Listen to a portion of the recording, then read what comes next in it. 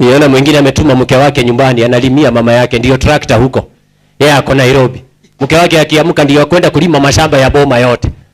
Akitoa jasho nani saa sita jua iko hapo. Hata upendi mke wako, andika mfanyikazi alime. Kaa na mke wako Nairobi.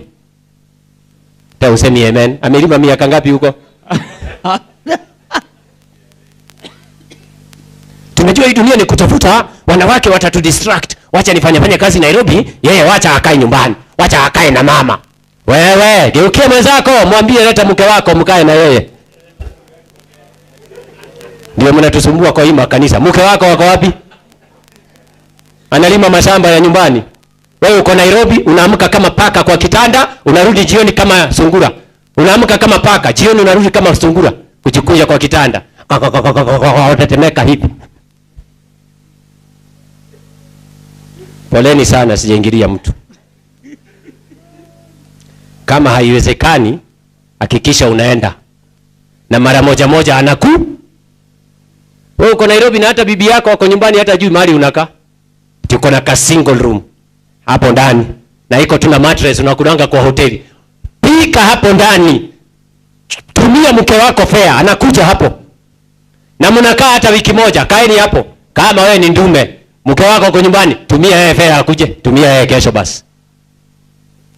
Unajua mahali nakaa si mzuri. Haki, wacha mimi nikuwe nikikuja. Atakuamini aje?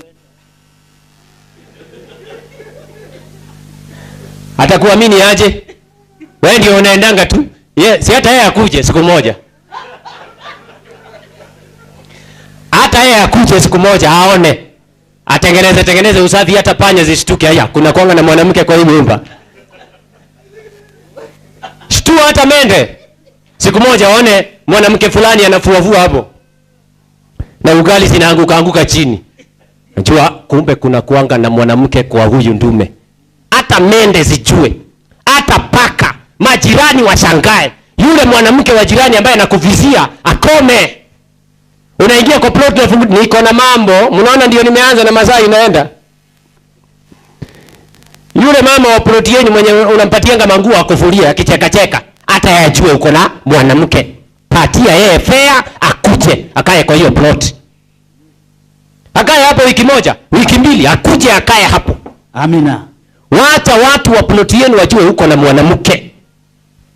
Ati baba Getao nimekutengenezea lunch. Wewe usikae upweke. Huyo ni mke wa jirani, mahali unakaa. Amekuletea mpaka lunch. Samson aliletewa lunch, akaguzwa na vidole mbili. Na wewe. Akasikia stima imepita kwa mwili ng'ang'ang. Akajiwachilia vidole mbili. Ilikuza yeye hivi, kakuza yeye kifua hapa, ikicheza hapa. Na wewe.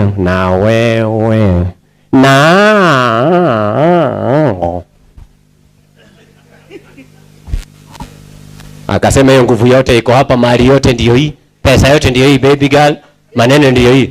Mke wa jirani amekukamata, umeshindwa. Mke wako wako nyumbani. Na ajua kuna wazee hapa na kuna watu kwa hii makanisa yetu hawana matengenezo. Ni wazinifu. Mimi hata na wanawake ambao ni majirani. Najua hizo kesi zitakuja. Si ni kwangu ndio zinakujanga. Ama unaona zinaendelea kwa nani zikishatoboka? Si ni mimi. Mtumishi, naomba mnisaidie. Unajua kuna mwanamke jirani. I don't know how it happened. Alikuletea bakuli ya lunch na wewe ukakula. Kesho akakuletea ingine. Na ako na shida na mume wake. Na anaona we you are very accommodative. Mara ya mwisho mnaingia Kasarani. Na wewe ni mwana matengenezo, malaika wana rekodi. Hako kwa Kasarani sasa ni 2-0. Wanakuja wanaandika kabisa. Ndio hiyo Kasarani inaendelea. Harambee Stars na Morocco. Sinimalizie hapo part 1. Wale wako kwa mitandao tunakuja leo tunaongea mambo ya familia na hata nyinyi nitaruhusu muongee jioni. Sisi ni wana matengenezo. Hatutengenezi tu mambo ya utatu. Kimetoka nomino. Familia yako iko wapi wewe? Unaniangalia? Jeremia 13 verse 20 tuombe. Inasema hivi, Jeremiah chapter 13 verse 20. Inua macho yako Yerusalemu. Unasikia wewe mwanaume, Mungu atakuuliza swali. Inua macho yako wewe. Ukawatazame hawa wanaokuja kutoka kaskazini. Ndio. Liko wapi kundi lako ulilolipewa, kundi lile zuri? Wapi kundi ambalo Mungu alikupatia familia, mke wako na watoto wako wapi? Utasema nini wewe? Utasema nini wewe?